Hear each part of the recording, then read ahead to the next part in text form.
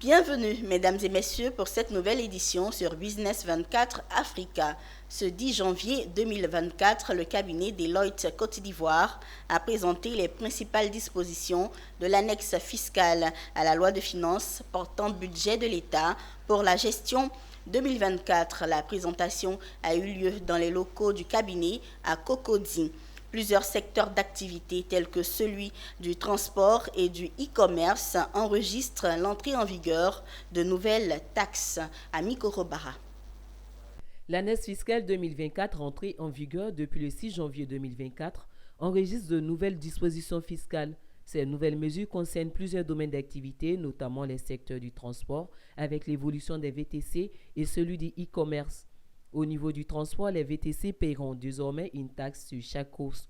En ce qui concerne le e-commerce, l'État prélèvera également des taxes aux entreprises extérieures qui exercent des activités économiques sur le territoire ivoirien.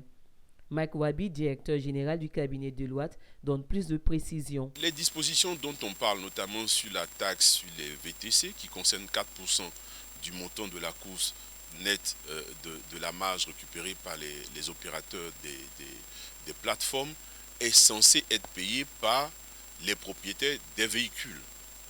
Maintenant, vous savez que dans une opération économique, les acteurs économiques ont toujours tendance à vouloir maintenir et sécuriser leur marge. Il est, au regard de ce qu'on observe habituellement, probable qu'il y ait un renchérissement du coût du transport. Au regard de ces nouvelles mesures qui visent à renforcer les capacités de mobilisation des ressources de l'État ivoirien, l'on est tenté de se demander toutefois quels en sont les avantages pour les populations et les entreprises. Ce qu'il faut retenir, c'est qu'il y a une série de dispositions qui sont prises dans divers domaines et qui permettent à ces différentes activités de pouvoir être opérées au bénéfice à la fois de l'État et des acteurs du secteur concerné.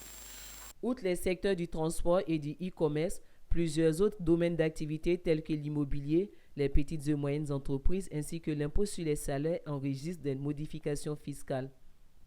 Pour rappel, l'annexe fiscale est une disposition prise par l'État dans le but de récupérer des ressources qui vont servir au budget des financements.